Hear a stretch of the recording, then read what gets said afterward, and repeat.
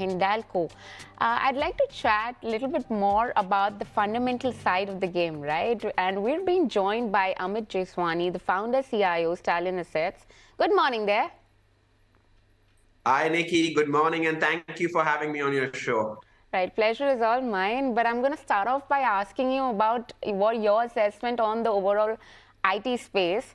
Today we're seeing Wipro doing well, Tech Mahindra is doing well. Looks like negatives have all priced in, and buyback has offered the required solace for the markets right now. See, the times are tough, Nikki. If you think about it, 1 year before today, we were all speaking about crises, right? That they're not able to hire as many people as they want. The growth is unlimited, but people is a problem, and margin was a problem. 1 year later today, it's exactly opposite. They are all reporting negative quarter-over-quarter additions. The growth is a problem. It's completely a challenge. Infosys was a howler. KPIT was the best numbers in this entire lot. When the first time we saw TCS numbers, we were very disappointed with 1.6% growth rate. But then when we saw the other IT companies, TCS started looking way better. So it's been a weak quarter, but these are decent, very good long-term bets. If you look at globally also, cloud, which is the digital part, the cloud revenues of Google, Azure, they're not slowing down. So this slowdown looks like a 3-6 month kind of slowdown, and things should get back to normal as things go back to normal. Yeah, Amit, you know what? TCS is also planning to double the employees' salary by upskilling them. So that's also one of the positives that we've seen from the IT read-through thus far. And if we also talk about the mid-cap IT space, it's much of an surprise out there, with most of the top-tier mid-cap names actually doing better than most of the larger counterparts, at least when it comes to the earnings and the guidance as well. What do you make out of it? See, if you look at Persistent, the numbers were very good. If you look at Coforge did 5% quarter over quarter. It's like, what recession, what? That is what Sudhir was saying on the call. Basically, mid-cap. Typically when the rally happens, the entire sector rallies together. So whenever the clouds go away, and that should be probably next 2, 3, 4 quarters as the Fed starts printing, or the rates come down. I'm very confident that mid-cap ITs will lead. If these are the numbers which they can deliver, they will of course lead, because it's now simple. Infosys has guided for 4 to 7% growth. Your large cap IT will grow at single digit. Your mid-cap IT will grow at, like, Coforge has guided for 14 to 16%. Persistent has guided for near 18 to 20%. So if you look at what the mid-cap IT is doing, they are on a different trip. So as soon as the cycle reverses, as soon as some clouds go away, these will be the first ones to rally. But there's one problem in Coforge: whenever it rallies, Blackstone comes and sells his stake. So that's one supply problem in Coforge. But regardless, over time, in mid-cap IT should do better than large-cap IT. That is for sure, because even in bad times, mid-cap IT is doing better than large-cap IT. So first, the good times, mid-cap IT did well. Now in the bad times also, they're doing well. Let's see how this goes. Looks interesting. Amit, I would kind of have a different point of view here. We've not even spoken about the entire recession part right now. We're just talking about slowdowns right now. And you are seeing amount of cancellation coming in for the large cap IT names. Something like an Infosys came and said that, there's a cancellation which is taking through.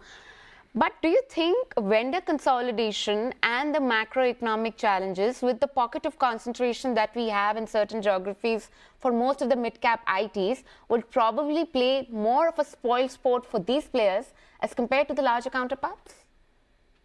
So Nikki, we'll have to track data. So right now, our position, we've been underweight tech for like some time, not a long time. 6 months back, we went underweight tech.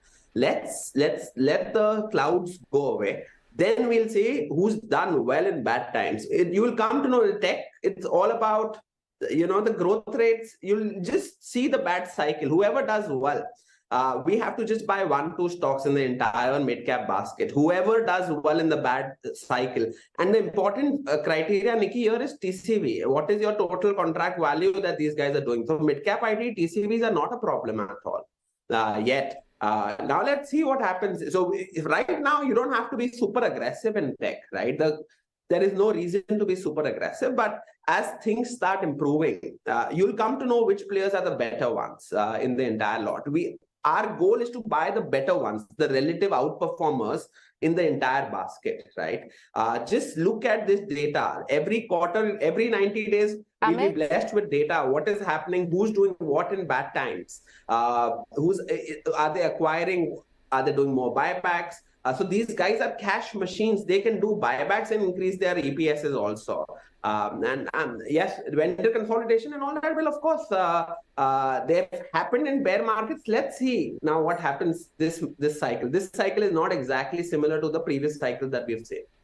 All right, Amit, so I was asking you that amidst the lot that you've suggested thus far, which are the players which have outperformed the larger counterparts within this earnings season? You talk about Coforge, you spoke about Persistent Systems.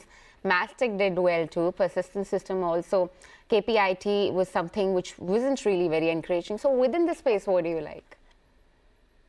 No, so we have positions across, but I can't speak about stocks what I like. But outperformers, I can tell you, you're right. KPIT is the number one, but the valuations are really expensive there.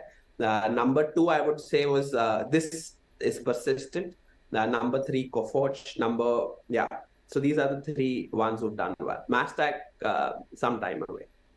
All right, so Mastek has clearly delivered good set of numbers, and I remember the stock was more than 8-9% up after the earnings have come through. But Amit suggests at this point of time, it's still some time away as compared to the other peers right now. But let's talk about the banking sector also. Axis Bank reported in losses because of the Citibank acquisition out there. So that's already weighing down on the bottom line performance. ICICI Bank delivered good set of numbers, all round beat. What do you make out of the space and what do you like within the basket? There are only three things that you have to look out here. Okay. The growth broadly in all three players is same. HDFC, ICICI. See, these guys are still gaining market share. Axis, ICICI Bank, HDFC, and then you have a Bajaj Finance and Chola, the two NBFCs who are gaining market share. These five, in my humble opinion, they're getting better at size. And can be outperformers in the long term. So all five of them, the two NBFCs and the three banks that I spoke about, they're firing on all cylinders. If you look at HDFC this quarter itself, they opened 700 branches because they, of course, when HDFC Bank gets HDFC Limited, you are adding 16 lakh crores of HDFC and 7 lakh crores of like the housing finance HDFC Limited book. So you need CASA because you'll have to keep 18% as SLR, right? So HDFC is adding branches aggressively. That's why the PPOP growth of HDFC Bank looks lower than that of ICICI Bank, but both banks are firing on all cylinders. Axis is cheap relatively and doing decent. I won't say super well, but ICICI, if you ask me fundamentally who's doing the best, it's ICICI Bank. The NPA this quarter, except for the provisions, the NPA this quarter, the gross NPA for ICICI Bank was 14 crores. They did an extra contingent provision of 1,600 crores. But I have never in my life seen the kind of no credit cost environment. I'm not speaking low credit cost. This is near zero credit cost environment across banks. And this is basically the Cinderella moment, as Uday Kotak had said, for banking, where your NIMs are very high. Who could have even imagined that ICICI NIMs would be 4.9% in a quarter? This 2 years, 3 years back, even 4% looked like a dream. And they used to be at 3.2, 3.3%. It's unbelievable what Bakshi has done in ICICI Bank. Looks good. All these banks over time will do better than the index, I believe. These five names that this is not a recommendation. We have vested interest, but these three players on banking and two NBFCs should over time perform. But one more thing on the NBFC side, one thing I am very sure that lending will be digital. And one of the best, it was like a MBA con call that I heard this time was with Bajaj Finance. If you see, your corporate loan growth has been 5%. And this is what Rajiv Jain was saying. I'm just repeating what he was saying. 5% has been your corporate loan growth. Virtually every PSU, every private bank, and every NBFC is focused on one thing, and that is retail lending. All lending in retail today, in India today, is largely retail lending, which is happening. Anyone who owns the distribution, and that is what Bajaj is trying to do, they own the distribution via the technology platforms that they are creating. Anyone who owns the distribution here with lending, great lending, capital will become a commodity, distribution will become the mode. And that is what, so that is where banking is going. It's going to be 100%, like the smaller banks are doing well, but over time, I believe it's the larger banks will nail it. All right. And the larger NBFCs and the ones who have distribution.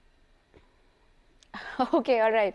Amit, even in terms of these tech-based NBFCs these days, something like of Poonawalla Finance reported splendid set of numbers, right?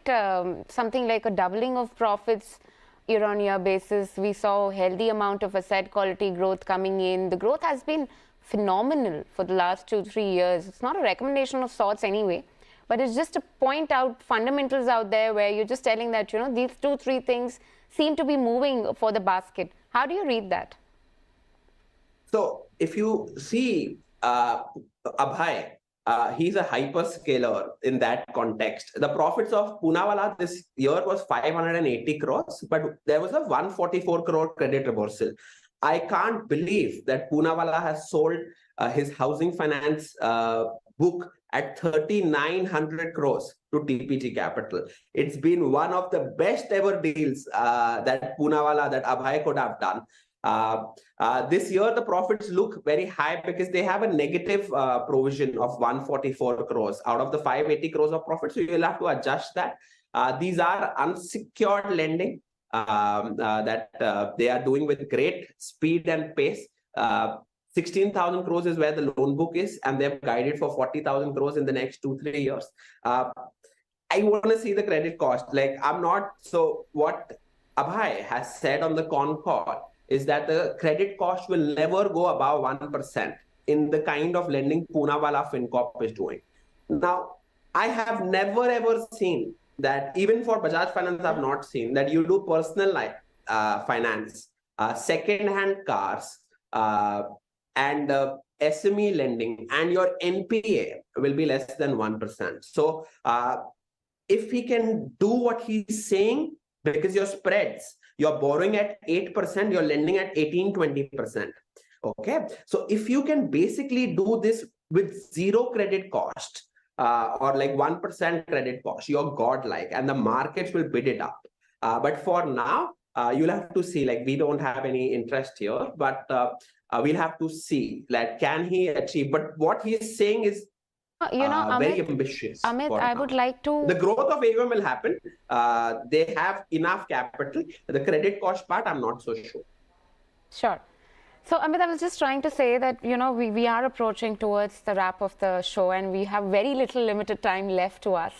Just one last question that I would squeeze in is, of course, we've spoken about NBFC. Today, Ultratech Cement will be coming up with numbers, and it remains to be seen how does that one actually perform. ACC's delivered in-line set of numbers, and volume also, for that matter, has been better than what the street was estimating. So what are the expectations from Ultratech Cement and overall for the cement basket per se? Nikki, honestly, I don't track cement so well, so I'm not the right person to speak about cement. So sorry. All right, so we're going to leave, the discussion with the cement space right out there. But Amit, thank you so much for taking out the time and speaking to us extensively about the IT basket, NBFC, and the other spaces per se. Thank you so much. But with this, it's a wrap and goodbye from the entire team who puts this piece together. Thank you so much for watching. Please do post your feedback for us in the comment section below. Follow us on the link at the bottom of your screen for rest of the updates. Stay tuned into moneycontrol.com and Money Control app.